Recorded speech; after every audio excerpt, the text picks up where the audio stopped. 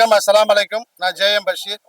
இன்னைக்கு வந்து புனித ரமலான் திருநாளை முன்னிட்டு இன்னைக்கு 27வது நோன்பு. இந்த ரமலான் மாதத்துல வந்து 30 நாளும் நாங்க முஸ்லாமியர்களுடைய கடமைகள், முக்கியமான கடமையான ரமலான் மாதத்துல 30 நாள் நோன்பு இருப்போம். இன்னைக்கு 27வது நோன்பை இன்னைக்கு நாங்க கடக்க போறோம். இதனால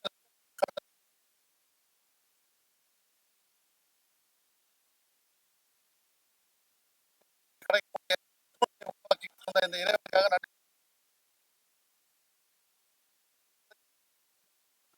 நாம் சம்பாதிக்கக்கூடிய பணத்துல 1/3 தர்மம் சொல்லி கடமையாக்கியிருக்காங்க.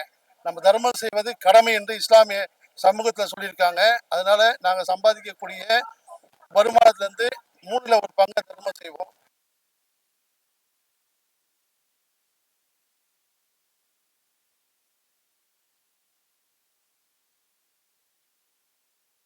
அவங்க இன்பமா அடையிறத பார்த்து நாங்க இன்பம் அடைஞ்சிட்டு இருக்கோம். இன்னைக்கு வந்து சிறுபான்மை மக்களுக்கு ஒட்டுமொத்த காவலா இருக்கக்கூடிய தமிழக முதல்வர் மாண்புமிகு ஸ்டாலின் அவர்கள் சட்டமன்றத்தில் ஒரு தீர்மானம் நிறைவேற்றிருக்காரு. என்னன்னா, வக்பு வாரிய சொத்துக்களை வந்து அந்த சட்டத்தை வந்து அமுல்படுத்தக்கூடாது, வக்பு வாரிய திருத்த சட்டத்தை அமுல்படுத்தக்கூடாதுன்னு சொல்லி தீர்மானம் நிறைவேற்றி இன்னைக்கு அந்த தீர்மானத்திற்கு முழு ஆதரவுடன் தீர்மானத்தை நிறைவேற்றிருக்காங்க. அதே மாதிரி சிஐஏ என்ஆர்சி சட்டம் அதாவது இஸ்லாமியர்களுக்கு மட்டுமல்லாமல் சிறுபான்மை மக்களுக்கும் எதிராக இருக்கக்கூடிய ஒரு சட்டத்தை ஒன்றிய அரசு, பாரதிய ஜனதா அரசு நிறைவேற்றிய போது அதை வந்து தமிழக சட்டமன்றத்தில் முதலமைச்சர், இந்தியாவில் இருக்கக்கூடிய எந்த முதலமைச்சரும் நிறைவேற்றாத போது சட்டமன்றத்தில் எதிர்த்து தீர்மானம் நிறைவேற்றிய தமிழக முதலமைச்சர் தான் இஸ்லாமிய மக்களுடைய ஒட்டுமொத்த பாதுகாவலா இருக்கிறாரு.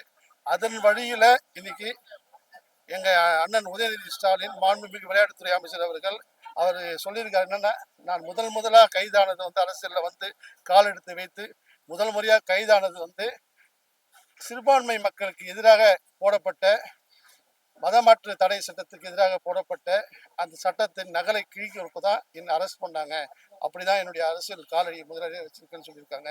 இப்படிப்பட்ட தலைவர்கள் இருக்கும்போது இஸ்லாமிய சிறுபான்மை மக்கள் வந்து நாங்கள் நிச்சயமா திராவிட முன்னேற்ற கழகத்திற்கும் தலைவர் ஸ்டாலின் அவர்களுக்கும் ஆதரவாக இருப்போம். ஒட்டுமொத்தமா ஒரு தேர்தலில் எங்களுடைய ஆதரவை தெரிவிப்போம்.